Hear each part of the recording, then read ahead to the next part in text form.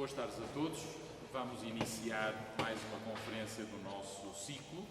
Hoje, um tanto ou quanto de forma inesperada, viemos parar este lugar, um bom lugar sem dúvida nenhuma, mas que não estava propriamente previsto. Mas enfim, é um bom lugar de acolhimento. E dando sequência ao nosso seminário, temos hoje connosco o Sr. Arquiteto João Alves da Cunha, já é um habitué, enfim, não tanto do nosso seminário no Porto, mas das iniciativas promovidas pelo SEB, e portanto ele está em casa, e queremos que se sinta assim, e aproveito para lhe agradecer a sua disponibilidade. Vamos hoje dar um salto em relação às nossas matérias, dentro, evidentemente, do cenário que inicialmente desenhamos, e vamos até ao século XX, XXI, colocámos no século em que vivemos para fazermos uma visita à Catedral de Bragança, que é, como todos sabem, a última catedral, e nos tempos mais próximos não haverá mais nenhuma, que foi construída no nosso país e que encerrou o ciclo de construção de catedrais, dotando a totalidade das dioceses portuguesas com sedes próprias pensadas para tal. O arquiteto João Alves Cunha, como se podem aperceber através da folha, arquiteto pela Faculdade de Arquitetura da Universidade de Lisboa, mestre em Reabilitação da Arquitetura e Núcleos Urbanos pela mesma faculdade, é doutor em História da Arquitetura e, portanto, é uma pessoa, enfim, que navega nestes espaços e nestas iniciativas da arquitetura recente do âmbito religioso ou eclesiástico. Portanto, dificilmente poderíamos ter alguém mais dentro do assunto para nos propor mais um roteiro. Todos os nossos seminários, todas as sessões dos nossos seminários são sempre roteiros, propostas de reflexão e de circulação por áreas diversas que se espera sejam convergentes para, digamos, as questões gerais que todos os anos lançamos. Dito isto, tenho a palavra e, uma vez mais, obrigado pela sua disponibilidade.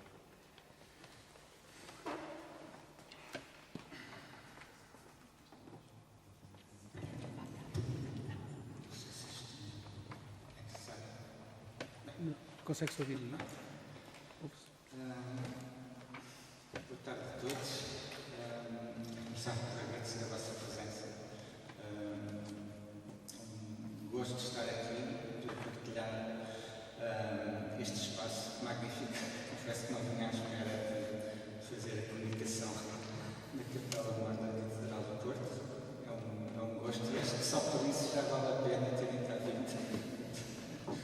Eu, pelo menos, sinto-me assim, também sinto-me em casa, é verdade.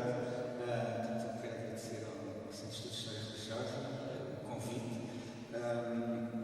Realmente são as águas que eu tenho navegado já há alguns anos, esta da arquitetura religiosa moderna e contemporânea, no século XX, século XXI, nas suas várias vertentes, não só catedrais, como imaginam, há assim tantas.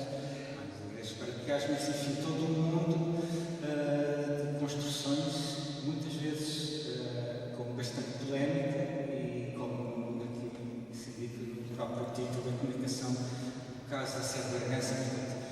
Este caso proporciona-se mesmo a criar mais do que devemos fazer isto por polémicas, mas é para estimular, acho que é um caso interessante, para estimular o debate e a reflexão sobre estes temas. Principalmente aqui no subtítulo de comunicação. Portanto, este título, este subtítulo, são citações de textos que aparecem neste período. Só um bocadinho agora parentes. Pronto, não sei se alguém conhece, teve a oportunidade de visitar a Sé de Bragança. Não é dessa Sé que eu vou falar. No fim, eu vou dar um ou outro apontamento sobre essa construção. O tema específico que traz é um episódio muito interessante relativamente à reflexão ao que se estava a passar no debate, mas a troca de ideias que estava a acontecer na década de 60 do século passado, propôs a construção religiosa em Portugal e precisamente sobre esta expressão, uma catedral do nosso tempo. Esta coisa do nosso tempo não era unânime para todos. O que é isto? nosso tempo. E isto vai gerar uma discussão muito interessante, e é essa discussão, este caso que eu venho trazer aqui. Confesso que este foi um dos vários temas que abordei quando fiz a tese de doutoramento sobre o movimento de renovação da arte religiosa, que também vou falar um bocadinho, porque é um movimento central nesta história.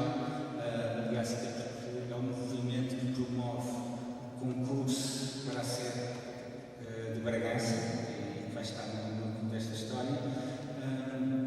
E, portanto, este estudo, esta investigação, o meu interesse pelo que se passou com a sede de Bragança vai precisamente daí, como já lá vão uns anos, a memória, na altura quando acabei a tese de estudo muito fresco na ponta da língua, mas já passou algum tempo, e, portanto, vou-vos ler, misturado com alguma conversa, acrescentando pelo meio, depois vou lembrando e vou acrescentando, mas vou ler tanta comunicação para não falhar no nome, porque são muitos os nomes que vou falar, muitas citações muito interessantes, porque as frases têm muito que se diga e é bom ouvi-las delas, no caso ouvi-las no original.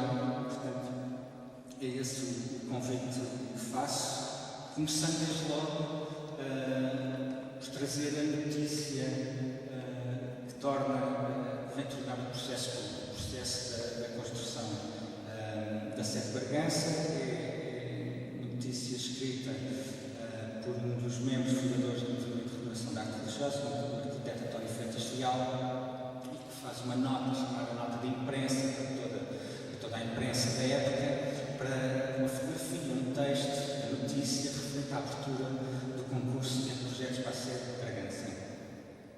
E lá está, dada a importância que reveste na portuguesa a construção de uma catedral no nosso tempo, toma a liberdade de sugerir conveniente destaque esta notícia.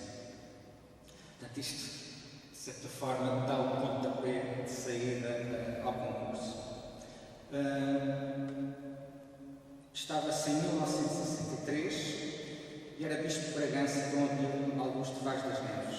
3 anos antes, tornara público uma exortação pastoral sobre a liturgia sagrada da Sé Nova, de 2 de fevereiro, o seu desejo de dotar a Diocese de Bragança de uma sé condigna. Não era o primeiro a sonhar com tal obra, pois antes dele, 3 outros bispos tentaram levantar a catedral sem sucesso. O primeiro, Dom Frei Aleixo, ainda pôde acompanhar o início da construção da Capela Mor de um templo de grandes dimensões que se situaria nas Eiras, hoje Praça de Camões, o mapa assinalado neste círculo vermelho. Mas a sua transferência em 1770 para a Diocese do Porto, aqui, fez-a logo adormecer, e o seu sucessor, Dom Bernardo Seixas, não conseguiu evitar a sua paragem definitiva em 1780. Depois de várias diligências infrutíferas junto à Rainha Dona Maria I, para a obtenção de facilidades na continuação das obras, David de Bragança resolveu, em 1803, promover a ampliação da igreja do Colégio dos Jesuítas, que funcionava então como Catedral Provisória de Bragança. Mas desacordos com o general Sepúlveda, que queria dirigir as obras, levaram à suspensão do projeto. Uma terceira tentativa realizou-a Dom José Maria Ferrão Martens, que em 13 de janeiro de 1878 dirigiu uma carta pastoral à Diocese a apresentar o projeto da futura Catedral de Bragança, da autoria do arquiteto José Maia Nepomuceno. O novo templo, de estilo neogótico, seria edificado no local do extinto convento de Santa Clara, agora o novo círculo vermelho, cedida à mitra a condição de que as obras começassem no prazo de 5 anos, sob pena de ser devolvida à propriedade do governo. Foi isso que aconteceu, caducado o prazo estipulado. Meio século depois, Dom Bento Vaz das Neves tentou recuperar a proposta do Cabildo, mas não teve o apoio das autoridades civis e eclesiásticas da cidade, que preferiam a construção de uma sé nova. E, nesse sentido, é muito interessante verificar que o plano de urbanização para a cidade de Bragança, feito pelo arquiteto João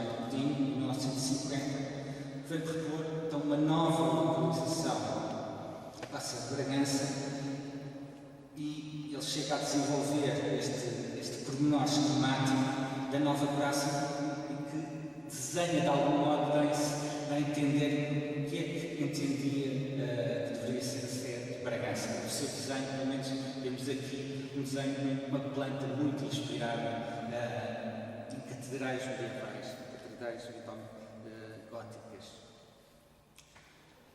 Dom Abílio Vaz das Neves não desistiu e, neste entendimento, afirmou na Pastoral da Quaresma de 1960, chegamos portanto, à nossa década, desde 1764 que Bragança tem prelado sem catedral. É a hora de Deus, a hora de uma Sé nova. Sé nova que seria também num novo local. Portanto, aqui esta proposta da Sé que anda a passear pela cidade de Bragança e é neste local que se vai desenvolver a proposta para o concurso da Sé de Bragança. Ficava situado, se compararmos com a proposta anterior de Januário Godinho, no lado oposto da praça, portanto, já num lugar então, que teria mais destaque, aqui na encosta, mas verão certamente junto a uma escola industrial. E isto vai gerar todos os problemas que na altura ninguém pensava, mas lá chegaremos. Passamos então aqui para isto foi uma espécie de uma introdução, avançamos aqui para o segundo ponto. Estamos num momento em que entra em cena portanto, o movimento de renovação da arte religiosa. O movimento da renovação da arte religiosa, já desde 1957, que preparava em Lisboa o concurso de projetos para a Igreja do Sagrado Coração de Jesus. Vai mais tarde a ser, o concurso foi ganho pelo arquiteto Titónio Pereira, Nuno Portas, hoje é Monumento Nacional, portanto, é desse concurso que se fala, e o movimento de renovação da arte religiosa estava precisamente a trabalhar nesse concurso, nesta altura. O movimento defendia publicamente a prática de realização de concursos de arquitetura. Assim o atesta o texto publicado em maio de 1957, o número 2 do seu boletim, dizia assim: como já notámos anteriormente, a realização de concursos de anteprojetos só traz benefícios para a qualidade da produção arquitetónica no nosso país. Normalmente, no caso da arquitetura religiosa, campo especial por si mesmo.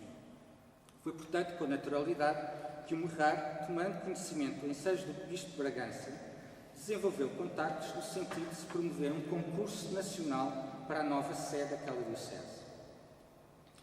Com a anuência de Dom Abílio, encorajado então pelo Ministro das Obras Públicas, Eduardo Arantes de Oliveira, e com o patrocínio da Fundação Carlos de Gulbenkian, o Merrar iniciou a elaboração do regulamento do programa do concurso, que apresentou no final de 1963. O regulamento, tendo por base as linhas gerais propostas pelo Sindicato Nacional dos Arquitetos e o documento homólogo utilizado 2 anos antes no concurso da Igreja do Sagrado Coração de Jesus, em Lisboa, primou por cumprir o rigor e os princípios de transparência e justiça defendidos pelo Merrar. Nesse sentido, destacava-se a apresentação, desde logo, dos membros do júri, que, segundo o Merrar, era constituído por pessoas esclarecidas e competentes na matéria. Foram elas o cônego Dr. António de Figueiredo Sarmento, pela Diocese de Bragança, e os arquitetos António de Freitas Leal, pelo Merrar, arquiteto Alfredo Viana de Lima, pela Câmara Municipal de Bragança, arquiteto Otávio Lixa Figueiras, pelo Sindicato Nacional dos Arquitetos, e o arquiteto Alberto da Silva Bessa, pelo Ministério das Obras Públicas. Também a atribuição prevista de vários prémios, até um máximo de 11 concorrentes, procurou não só compensar o significativo investimento por estes feitos, mas também estimular a participação, a consequente reflexão, pesquisa e desenvolvimento do tema. Quanto ao programa, era introduzido por um primeiro capítulo com 12 dados fundamentais, onde se chamava a atenção, logo no número 2, para o facto de que a Sé Catedral, e passo a citar, tratando-se de uma igreja, além da verdade e pureza próprias de uma arquitetura autêntica, deve caracterizar-se por um conjunto harmónico de qualidades que exprima o caráter sagrado do edifício, em linguagem propriamente arquitetural, mais do que pelo recurso ao simbolismo das formas ou das decorações. Fim de citação. O significado desta descrição foi clarificado no número 6, que, qual manifesto, revelava explicitamente a intenção de que se pretendia uma igreja de expressão atual. Afirmação esta que em tudo se assemelhava às que o Merrar defendia desde a sua exposição fundacional em 1953, contra aqueles que teimam em esquecer a verdadeira tradição, renunciando a inserir a arquitetura nas realidades do nosso tempo. Esta luta ainda o Merrar travava 10 anos depois, porque as portas da arquitetura religiosa abriram-se sem convicção à modernidade, apesar dos documentos pastorais abonatórios do Cardeal Patriarca de Lisboa, Dom Manuel Cerejeira, quer em 1938, a propósito da Igreja de Nossa Senhora de Fátima, quer em 1953, enquadrado na inauguração da Igreja de São João de Deus. Convido-vos agora só a fazer aqui um breve parênteses nesta história, para vos dar aqui um enquadramento das reflexões prévias que vão levar e que vão estar depois presentes no tal caso da sede de Bragança. Portanto, mencionei aqui a construção da Igreja de Nossa Senhora de Fátima, em 1938, em Lisboa, do arquiteto Pardal Monteiro. Uma igreja que por si só também foi um caso, diga-se. Caso esse que obrigou o cardeal Cerejeira a escrever uma carta muito interessante e que vai desenvolver a defesa daquela arquitetura, a defesa daquela igreja, e vai desenvolver essa defesa em 3 pontos. Que ele queria que a igreja, primeiro que tudo, fosse igreja, mas que fosse igreja moderna e fosse igreja moderna, bela.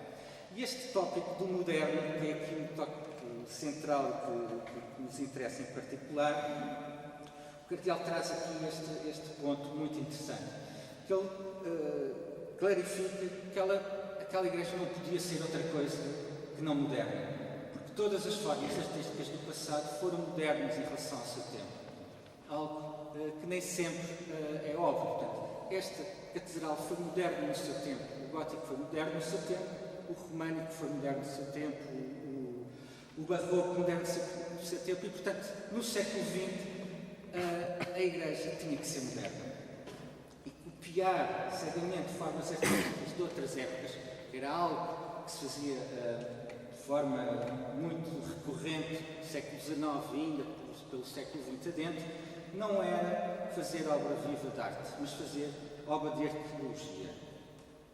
Esta igreja de Nossa Senhora de Fátima venceu o Prémio Valmor em 1938, foi publicado na revista de arquitetura mais importante da época, l'Architecture d'Aujourd'hui, portanto ela é publicada nas páginas da revista, mas logo a seguir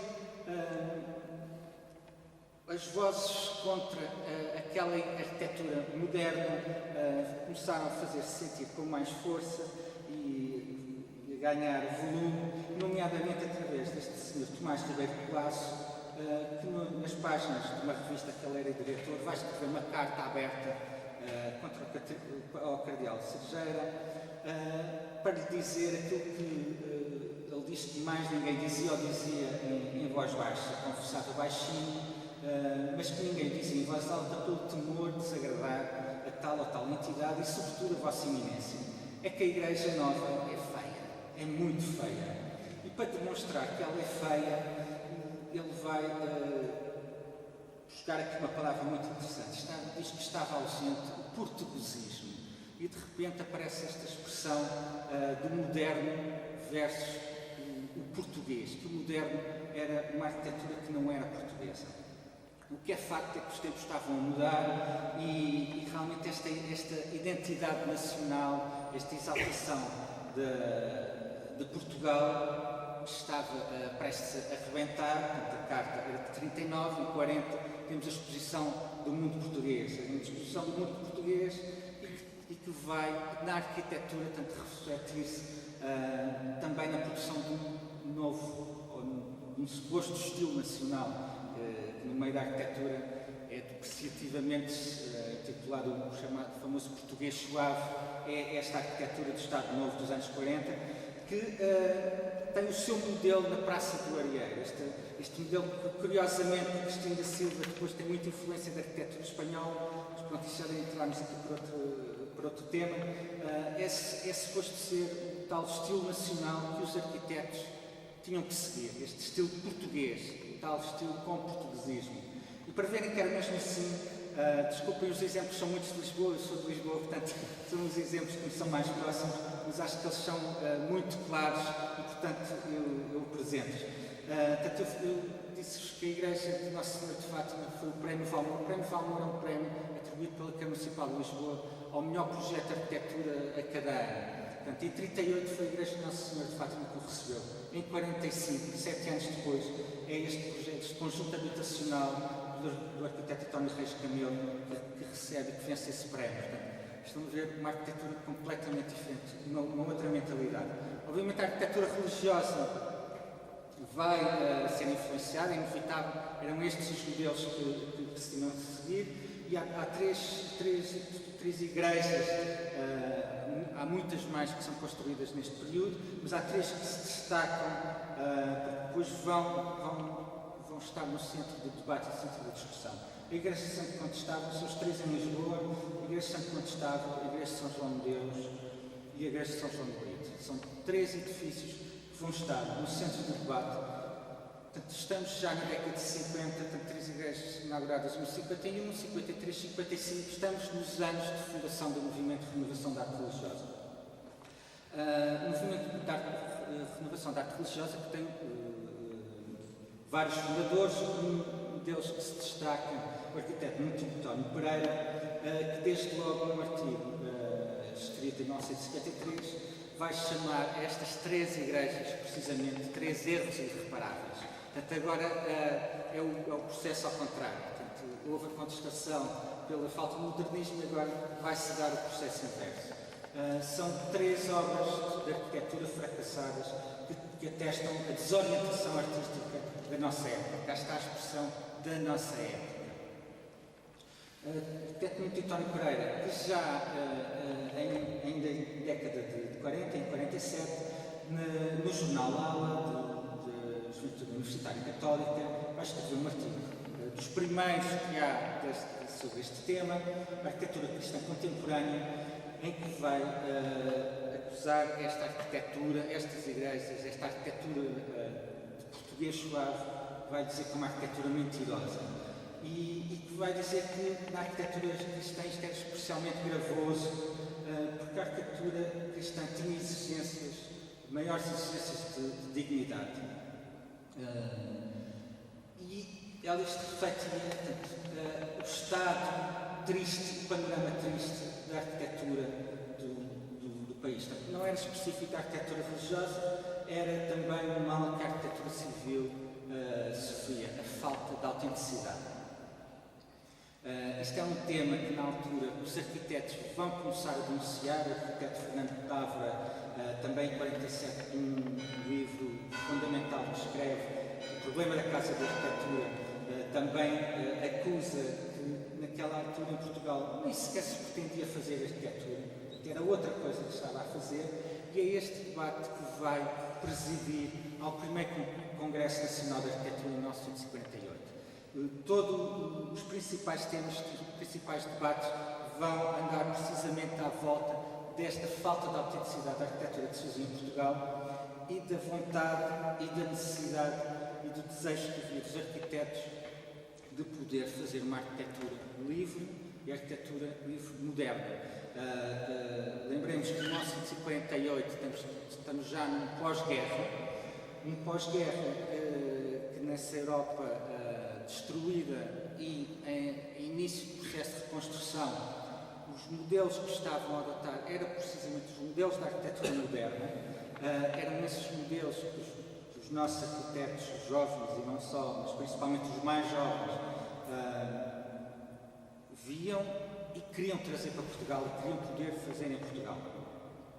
E, aliás, portanto, já no Teutónio Pereira, nesse artigo de 47, chama a atenção que lá fora já havia países a fazer esta arquitetura séria e genuína. Portanto, já se começavam a erguer igrejas com verdadeira arquitetura. E era importantíssimo, era fundamental contactar com todo esse movimento de renovação. Estava a falar especificamente do movimento francês, muito em torno da revista dominicana L'Art Sacré, do movimento suíço e do movimento alemão.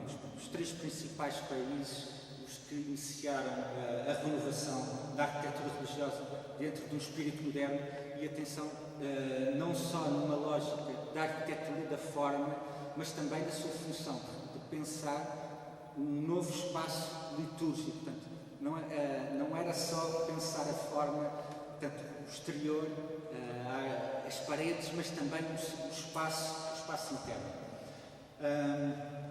E eles viviam, estes jovens arquitetos, fundadores do movimento de renovação da arte religiosa, quando fazem esta exposição, em 1953, a exposição da arquitetura religiosa contemporânea, fazem por sentido de dever. Achavam, há muito este sentido de militância, muito no espírito da JUC, da Junta da Universidade Católica, do espírito da ação católica, desta militância destes cristãos que eram cristãos militantes deste Cristo Rei, e nesse sentido não podiam atraiçoar essa vocação de arquitetos e de católicos. Portanto, tinham que denunciar o que se estava a passar de errado e de falso nessa arquitetura. E, portanto, nesta exposição da arquitetura religiosa contemporânea vão chamar a atenção. Quando se verifica, na maior parte das igrejas mais recentes, ter-se esquecido do espírito do Evangelho, se ultrajam os estilos de outras épocas, copiando ou adulterando as suas formas e fazendo-se supor que a Igreja só pode viver agarrada ao passado. Se faz crer que o caráter religioso ou nacional pode ser dado por formas construtivas ou decorativas cujas causas já desapareceram. Se temem esquecer a verdadeira tradição, renunciando a inserir a arquitetura nas realidades do nosso tempo, impõe-se uma ação de esclarecimento e uma revisão de conceitos, para que a arquitetura possa mostrar ao mundo de hoje a verdadeira face da Igreja de Cristo.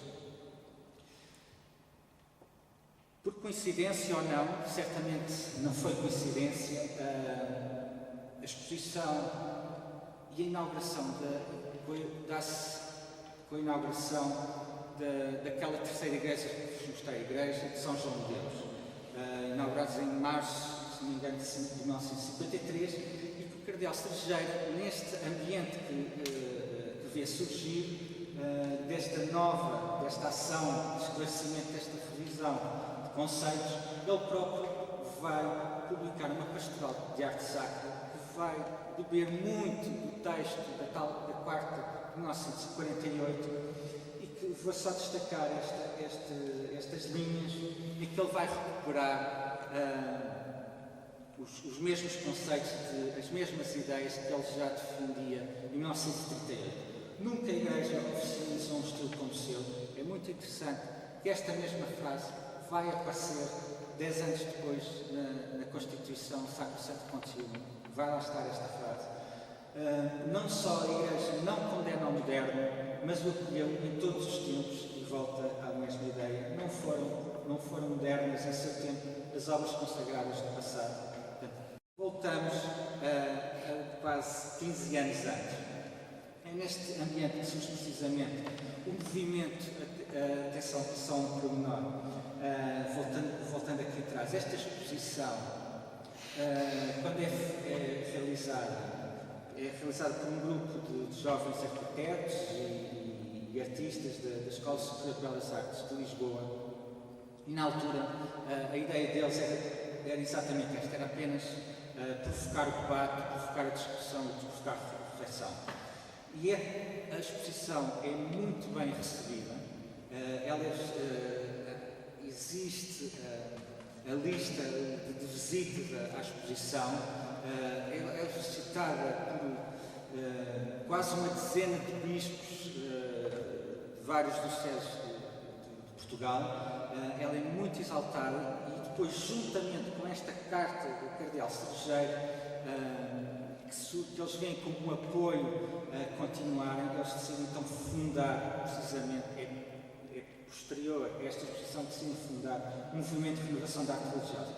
Muito rapidamente, portanto, eles vão passar a promover várias exposições, e desta exposição da arquitetura religiosa contemporânea torna-se itinerante. Ela vem logo de seguida, vem aqui ao Porto, vai a Ponta Delgada, vai a Braga, vai a Moçambique, portanto ela vai viajar até 1957 por todo o país, mas não só, eles vão fazer outras exposições por todo Portugal, vão tomar iniciativas de promoção de arte, nova arte sacra, promoção de novos artistas, vão promover um boletim com 3 edições diferentes, vão dar muitas entrevistas, eles vão saber, é muito interessante, estes jovens vão saber muito bem trabalhar com os mídias. Vai ser um dos grandes apoios, uma das grandes forças é o trabalho que eles fazem junto dos jornais, mas não só. É muito interessante que a própria RTP, que vai surgir nestes anos, eles vão chamar a RTP a fazer reportagens das exposições destes encontros que eles vão promover. Portanto, vão dar muitas exposições por todo o país. Trouxe aqui só 2 exemplos: Porto, Ponta Delgada, vão ter conferências, promover um curso de arte sacra, encontros universitários, sempre também a ação junto das escolas universitárias. Para eles era fundamental a formação, portanto, a educação dos jovens universitários. Vão promover vários encontros, conferências no estrangeiro, de entidades estrangeiras em Portugal, vão viajar muito ao estrangeiro. A fotografia da esquerda, por exemplo, é do arquiteto Nuno Portas, numa igreja do arquiteto Rodolfo Schwartz, um dos principais construtores de igrejas da Alemanha. À direita temos o arquiteto Luís Cunha, ali pequenino, na famosíssima Capela de Ronchamp, do arquiteto Corbusier.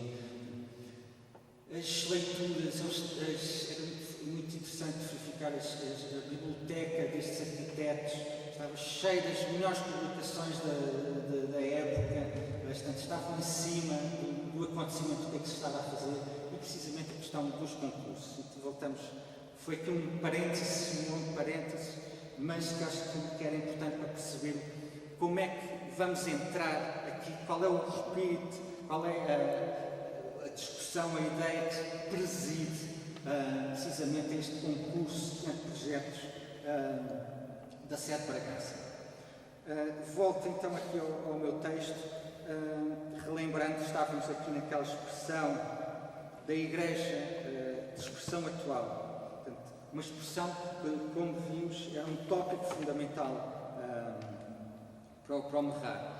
Ele acaba por estar sumariamente assinalado no programa de concurso, portanto ele está nestes pontos iniciais, mas curiosamente o mesmo não se verificou com um dos outros temas que ocupava o Merrar, que era precisamente o que dizia respeito à funcionalidade e à organização da Igreja. Como eu referi, não era só a temática da forma, mas também da função, de um novo modo de ser Igreja, de sermos Igreja, e como é que se vivia a celebração eucarística. E esse ponto vai ocupar 42 dos 70 pontos do programa. Portanto, estão a ver, o programa quase todo é ocupado com estas questões do funcionamento da liturgia da Sé Catedral.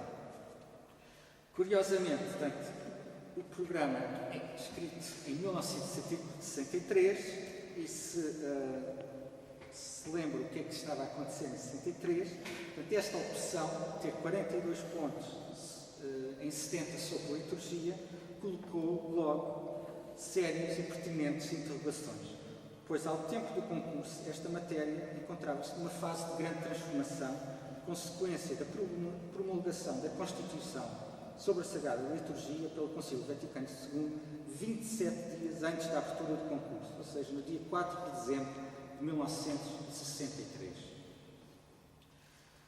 A Atentos a este facto, os concorrentes manifestaram a sua preocupação nos pedidos de esclarecimentos, mas a organização optou por manter o programa como estava e deixava para fases seguintes eventuais modificações do programa litúrgico devidas à renovação da liturgia que então acontecia. Assim permaneceu o programa até à data da entrega das propostas, a 30 de junho de 1964. Ponto 3. Vamos para os resultados do concurso. Foram 11 as propostas admitidas ao concurso, com grande agrado do júri, que constatou que o nível dos trabalhos, na sua generalidade, estava mais consentâneo com a responsabilidade da classe dos arquitetos do que no concurso para a Igreja do Sagrado Coração de Jesus.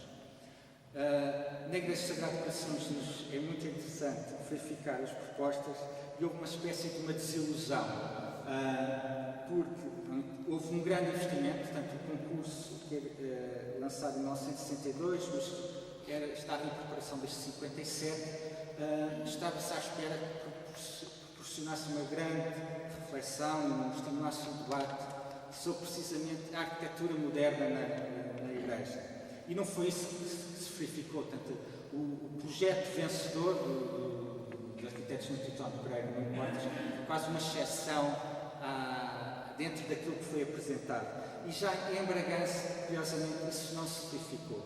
Portanto, houve, precisamente nas 11 propostas, quase uma totalidade de propostas modernas, que foi realmente mais do agrado do júri. O anteprojeto, elaborado pela jovem equipa constituída pelos arquitetos Luís Vassal Rosa e Francisco Figueira, pelo escultor António Alfredo, pelo engenheiro Eduardo Zucht e pelo padre Albino Cleto, como consultor litúrgico, cedo se destacou dos demais, seguido por um conjunto de 4 trabalhos, onde viriam a sair o segundo e o terceiro prémios, bem como 2 das 5 menções compensatórias. É interessante verificar que, analisando os membros que constituem os 5 primeiros classificados, ressalta a presença em todas essas equipas de personalidades pertencentes ou com relações próximas ao Merrar, como os arquitetos José Maia Santos, que foi concorrente número 2, Sebastião Formosinho de Sanches e Diogo Lino Pimentel, concorrente número 20, arquiteto Érico Corsépios, concorrente número 24, e arquiteto Pedro Verde Almeida, concorrente número 27. E os padres Manuel Falcão, no número 20, Avelino Rodrigues, concorrente número 24, e Albino Cleto, posteriormente o bispo João Albino Cleto, que estava na equipa concorrente número 26. Isto revela a efetiva qualidade formativa proporcionada pelo Merrar aos seus membros, que os qualificou de um modo superior para a execução de programas de arquitetura religiosa e os deixou especialmente atentos ao espaço litúrgico, que resolveram com abordagens distintas, mas inovadoras. Neste domínio destacou-se o anteprojeto do arquiteto Pedro Vieira de Almeida, que com a colaboração do padre Fernando Belo apresentou como nenhum outro uma reflexão tão aprofundada e uma concepção tão teórica quanto experimental para a organização da sede de Bragança. Este foi mesmo o ponto mais valorizado pelo júri, que, fixando-se de preferência na parte de estudo teórico que o projeto envolve, atribuiu o valor de projeto experimental, dado o interesse de certas propostas nele contidas, nomeadamente o trabalho do percurso de acesso, a diversificação de formas de ocupação do interior pelos fiéis, o abandono do espaço totalitário tradicional de 3 naves, subordinadas a um eixo central longitudinal, a favor de um sistema nuclear que se pretende democrático. É muito interessante encontrar estas palavras, a palavra democrático, em 1964. No entanto, vários problemas se colocaram nesta proposta, como a excessiva confiança no valor pastoral da arquitetura, per si, e a obrigatória pedagogia erudita para a tornar inteligível. A incoerência entre o dinamismo do espaço interno e a rigidez das paredes periféricas e entre a grande massa vincadamente cosmopolita dos volumes exteriores, bem proporcionados em si mesmos, mas assumidamente em ruptura com a paisagem local. Também os elevados valores previstos para a obra e as antecipadas dificuldades de execução do sistema construtivo proposto. Ficou assim com a classificação de terceiro lugar, considerada pelo júri como a que mais adequadamente corresponde a todo o conjunto de qualidades reconhecidas, mas também às graves reservas que, em certo plano, não podem deixar de ser postas. Se a proposta de Pedro Vieira de Almeida se pode designar, em termos litúrgicos, como de vanguarda, o mesmo podia ser dito a respeito do anteprojeto classificado com o segundo prémio, apresentado pelos arquitetos Formosino Sanches e Diogo Pimentel, que puseram sua principal atenção no espaço interno da Catedral, conforme explicam os autores na memória descritiva. O anteprojeto foi concebido de dentro para fora. O interior foi o ponto de partida, a ideia base a tudo o mais que se veio a moldar. E dessa opção resultou a maior virtude do trabalho, como reconheceu imediatamente o júri. A solução em planta é excepcionalmente feliz, pois consegue resolver de maneira bem nítida o princípio de uma Assembleia unitária. O espaço litúrgico revela uma cuidada organização que tentou, desde logo, interpretar e concretizar com sucesso os caminhos abertos pelo Concílio Vaticano II, preocupando-se não apenas com as exigências de caráter litúrgico, mas também com as de ordem pastoral, para o que propuseram um percurso gradual em espiral, desde o acesso localizado num nível inferior até à Cátedra do Bispo, situada num plano amplo e assimétrico, onde se posicionaram todos os elementos importantes para a liturgia. No entanto, a atenção maioritariamente concentrada no espaço litúrgico acabou por dar origem também à sua maior fraqueza, o seu exterior, quer pela ausência de articulação entre o volume construído e a planta, que não encontrava a necessária contrapartida numa cobertura a duas águas que provocava a destruição do esquema adotado, quer pela notória desvinculação formal da obra em relação ao meio a que se destina, passível de insinuar o reflexo de outros ambientes geoculturais. Portanto, é curioso também aqui, de certa forma, a falta de uma palavra que para o Merrar era fundamental, a noção de integração. Era muito importante para eles a integração de uma obra de arquitetura no espaço, no local onde se inseria. Portanto, e estes dois, o terceiro e o segundo classificado, são penalizados precisamente por essa falta de integração. Ainda antes de irmos ao primeiro classificado, trago aqui mais dois, o quarto e o quinto.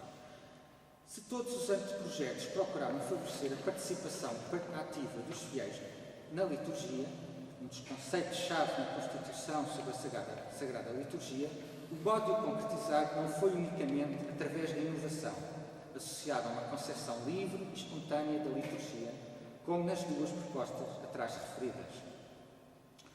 Como uma abordagem oposta, os arquitetos G. Maia Santos e Érico Corsepios optaram por soluções mais clássicas de espaço unitário e concepção estática, sobrevalorizadas em detrimento de alguma plasticidade da arquitetura, o que as relegou para o quarto lugar.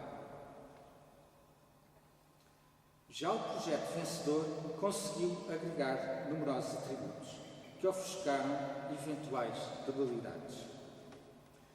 O júri destacou três desses atributos: a preocupação conseguida de uma integração, em segundo, a facilidade da solução espacial proposta, e em terceiro, o senso na apreensão de um conceito de estrita economia de obra. Vamos lá perceber o que é que cada uma destas coisas quer dizer. Quanto ao primeiro aspecto, referia-se a um edifício de referência escultórica em consonância com a arquitetura local, sem compromisso com qualquer forma arcaizante ou modismo regionalístico, perfeitamente adaptado à topografia do cimo da Praça Cavaleiro Ferreira, pelo movimento de subida que realiza em socalcos, ou como exprime a memória descritiva, utilizamos o pronunciado desnível do terreno para animar todo o percurso em espaços sensíveis, caracterizados e definidores de um ritmo crescente de solicitações para a construção principal.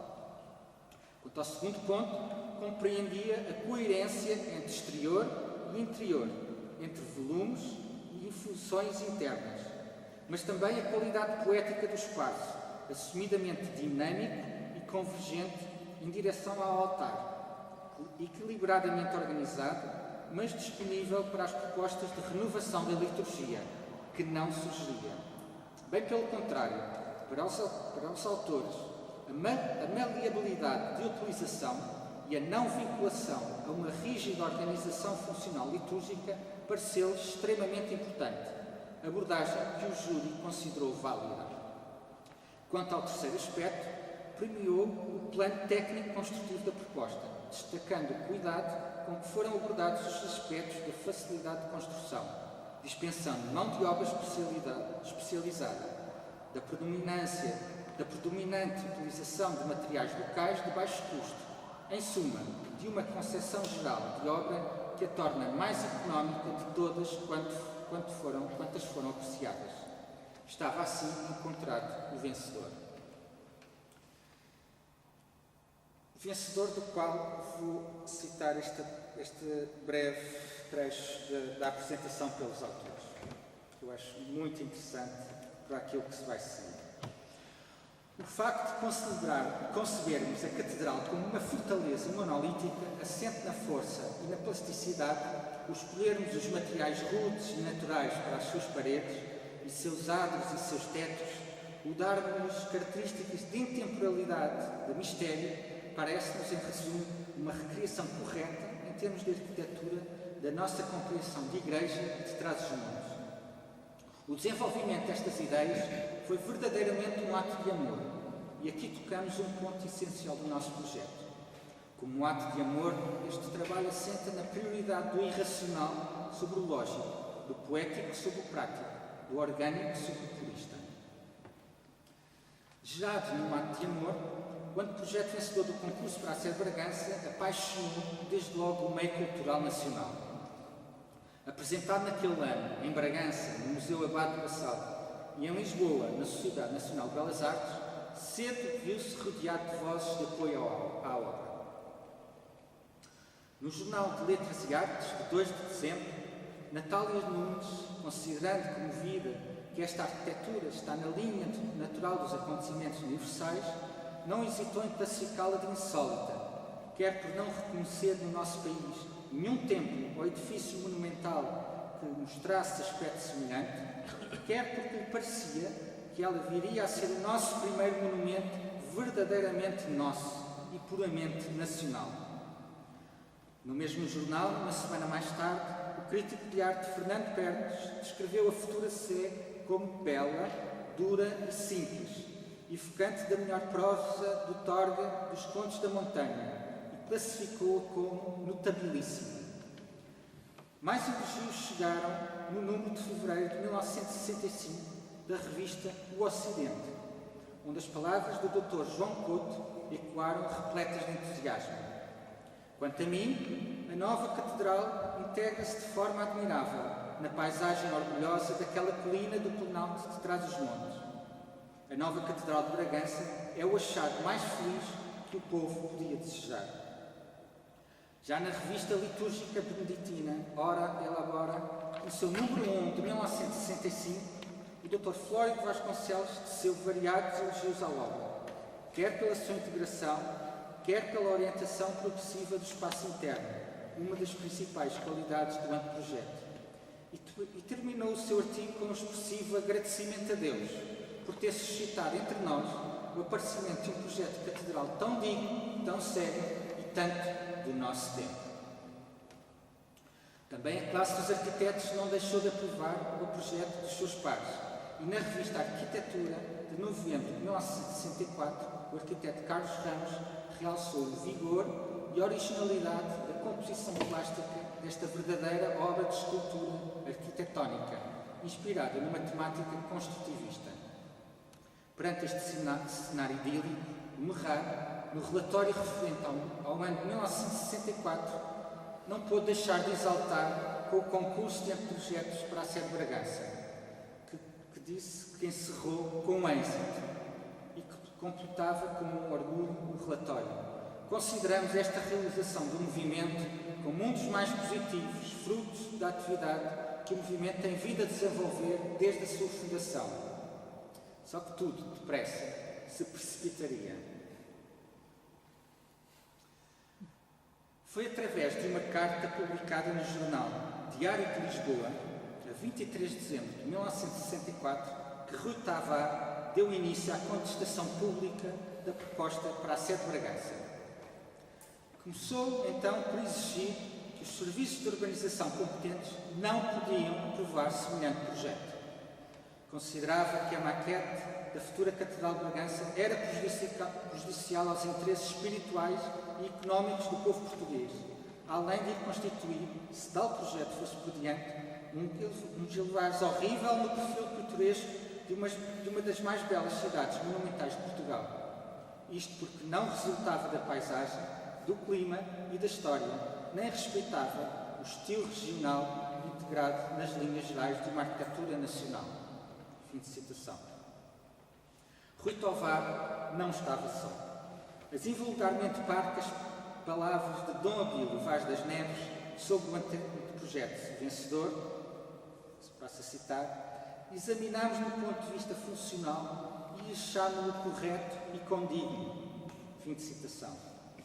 Até estas parcas palavras revelavam que algo mais estava por dizer. E só depois de muita insistência, o Bispo revelou aos seus autores, em carta datada de 11 de novembro de 1964, o que verdadeiramente pensava sobre o concurso e sobre o trabalho vencedor. Passo a citar: a aprovação do anteprojeto, se entende o regulamento do concurso que me enviaram e ao qual respondi que não me agradava, foi dada pelo júri do concurso e me parece não me pertencer. O anteprojeto, como está apresentado, parece-me frio e sem alma.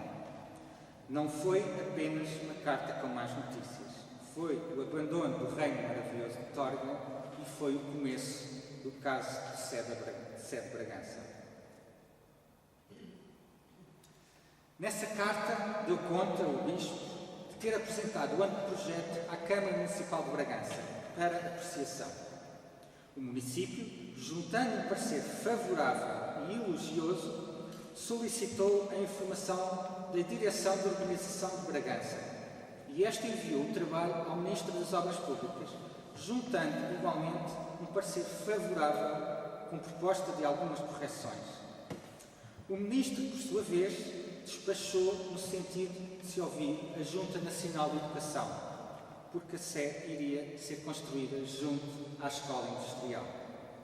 E o que aconteceu foi que a Junta Nacional de Educação reprovou o trabalho, com base nos seguintes pontos: ruptura com a tradição das belas composições e obras do passado, ausência de unidade, harmonia e simplicidade. Na obra não se encontra exaltada a verdade utilitária e funcional e não se empregam os materiais da região. Daqui, o parecer transitou para a Direção-Geral dos Serviços de Urbanização, que se pronunciou com pareceres favoráveis, contestando o anterior e propondo a consulta do Conselho Superior de Obras Públicas, o que não vai acontecer.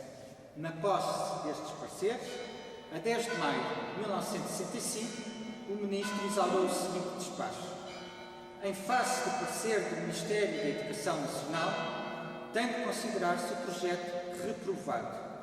E este despacho, foi remetido à Câmara Municipal de Bragança. Em 2 de junho, a Comissão Executiva da nova sede tomou conhecimento do teor do despacho ministerial, que em carta de 8 de julho transmitiu aos autores com grande mágoa e surpresa. Para agravar a situação, enquanto se aguardava pela conclusão do processo de apreciação do anteprojeto, foi aceito, em 20 de fevereiro de 1965, o pedido de resignação de Dom Abílio Vaz das Neves e nomeado como novo Bispo de Bragança Dom Manuel de Jesus Pereira, que não fazia tensões de interpor uma ação de recurso contra o despacho do Ministro Arantes de Oliveira, que, segundo o Bispo, tem sido tão atencioso para com a Diocese de Bragança no passado e de quem ela tanto vai precisar no futuro. A Diocese perdia assim o bispo que lutava há anos pela Catedral e ganhou um sucessor que, em carta de 8 de julho, aos arquitetos Vassal Rosa e Francisco Figueira, dava mostras do seu desagrado com a citação que herdou. Dizia ele: nem temos sé, nem anteprojeto, nem dinheiro. Assunto bem aborrecido logo no início do meu pontificado. Pior terá ficado quando viu o campo de batalha em que o assunto se tornou nos jornais, com uma intensa e agreste troca de argumentos. Apenas 5 dias depois da sua carta, João Valério, na sua coluna Aqui para Nós, no jornal Novidades, elogiou a reprovação do anteprojeto, numa louvável atitude do Ministro das Obras Públicas, pois, para tudo, há limites. A resposta dos autores não se fez esperar, e em carta ao diretor do jornal Novidades, lamentaram a forma provinciana do comentário publicado. Sobretudo, abro aspas, porque o fazem com afirmações graves e audaciosas, mas sem o menor fundamento e conhecimento das matérias pretensamente focadas. Assumiu-se então frontalmente que havia um caso da sede de Bragança. Título da crónica seguinte de João Valério, a 21 de julho, esta que estão a ver, onde este começou por se manifestar surpreso pela celeuma que as minhas pobres palavras iriam desencadear, para depois dar conta de 2 cartas antagónicas. A primeira, de Monsenhor José de Castro, com um grande abraço de aplauso e gratidão à reprovação que tinha exaltado, e a segunda carta, do cônego António Figueiredo, refletindo um forte tom de desagrado com o texto de João Valério. O cônego António Figueiredo, se recorda, que tinha sido um dos membros do júri do concurso. E o cônego dizia assim: a escolha do vencedor foi feita com uma seriedade e isenção notáveis. Sendo assim, e é assim, não se compreende o desembaraço com que Vossa Excelência vem dizer, julgando que faltam ao anteprojeto as mais simples condições exigíveis a uma catedral. Fim de citação, e com isto João Valério não voltou ao assunto. Posição oposta a João Valério apresentou o extenso artigo publicado no número 39 de junho de 1965 do Boletim de Informação Pastoral. O despacho ministerial deixou-nos perplexos, mas, sobretudo, o que maior perplexidade causa é a quase radical oposição entre os critérios revelados pelo parecer negativo da Junta Nacional da Educação, que o Sr. Ministro julgou dever sancionar, e os do júri do concurso, a que não faltam títulos de competência. E se, por um lado, sentir-se-ão agora mais animados os que, tendo olhado para um anteprojeto vencedor um pouco como boi para palácio, e logo concluíram que não presta, o autor alertou para o facto de que metade dos argumentos alegados para a condenação do anteprojeto não resistem a uma crítica objetiva, enquanto que os outros argumentos, por assentarem critérios mais subjetivos, revelam apenas um choque de mentalidades. Semelhante argumentação usaram os membros da equipa vencedora numa longa contestação do parecer da Junta, publicada por vários jornais ao longo do mês de julho. De facto, como escreveu o arquiteto Diogo Pimentel, curiosamente o segundo classificado do concurso, mas que se tornou um dos maiores defensores do projeto vencedor, em artigo do Diário Popular, no 26 de agosto, vai escrever o seguinte: o caso da sede de Bragança tornou-se um caso do avesso. Premiado por bem se integrar no ambiente, condenaram-no por mal se integrar. Premiado por bem usar os materiais da região, condenaram-no por os não usar. Premiado por ser adequado à função litúrgica, condenaram-no porque não a exaltavam. Premiado pelo manifesto interesse e expressividade dos seus volumes, condenaram-no por falta de harmonia. Premiado por nele se encontrarem consonâncias com outros monumentos e cidades de Trás-os-Montes, condenaram-no por ruptura com a tradição. Deste modo, se virou de avesso o caso da sede de Bragança, e o que esteve para ser motivo de orgulho se tornou motivo de escândalo. Fim de citação. A opinião sentida dos autores sobre o sucedido acabou por ser apresentada em carta dirigida, ainda durante o mês de julho, ao cônego Ângelo Melenas, presidente da Comissão Executiva para a nova sede de Bragança. Tudo nos leva a crer que o ponto de partida neste parecer foi, afinal, o de reprovar o anteprojeto. Alguns anos mais tarde, em entrevista ao jornal Expresso, 24 de dezembro de 1988, Dom António Rafael, ministro de Bragança, sucessor de Dom Manuel de Jesus Pereira, atribuiu a responsabilidade do chumbo do anteprojeto a uma intervenção direta do próprio Salazar, que não quis. Ou seja, a decisão estava tomada, sempre esteve tomada e não era negociável. Ou como afirmara a equipa projetista no seu contestatório, o parecer está elaborado em moldes que não aceitam discussão. O tempo do orgânico, do poético, do irracional, do amor, terminava assim, de modo rude e abrupto. Lassal Rosa, Francisco Figueira e António Alfredo davam agora um novo significado às palavras por eles escolhidas para concluir a apresentação pública do projeto. Não há sombras nem luz e tudo é silêncio, lento silêncio de tempo parado. A Catedral de Bragança, tal como a conhecemos hoje, é devida aos esforços persistentes do bispo Dom António José de Rafael. O seu antecessor, Dom Manuel de Jesus Pereira, chegou a procurar uma alternativa ao projeto chumbado em 1965, que se traduziu na apresentação, no ano seguinte, de um novo anteprojeto para um terreno próximo ao do concurso. O projeto apresentado, de características totalmente distintas da proposta vencedora, não conheceu nenhuma outra fase. Para a última e bem-sucedida tentativa, foi preciso esperar pela ordenação como bispo de Bragança, em 1979, de Dom António José Rafael, que no começo da década seguinte faz da construção da nova catedral seu desígnio pessoal. Para um novo terreno, o arquiteto Lassal Rosa e o escultor António Alfredo começaram por tentar recuperar o trabalho vencedor. Mas cedo Dom António alterou o programa, quer ao nível da organização interna, quer ao nível formal. A sua participação no projeto foi de tal forma intensa, com ideias tão determinadas, que chegou a apresentar os seus próprios desenhos para os arquitetos executarem. Portanto, a proposta apresentada ao público em 1987 já em nada se assemelhava ao anteprojeto de 1964.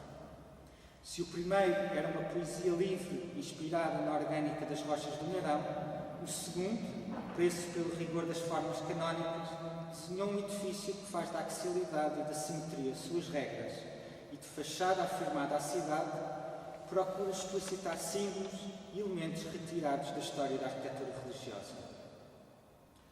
Depois de novas modificações, numerosos atrasos e também de alguma contestação, como a do arquiteto Viana de Lima, membro do júri do concurso de 1964, que qualificou o projeto presente como megalómano, a nova Catedral de Bragança foi inaugurada no dia 7 de novembro de 2001. Muito obrigado pela vossa atenção.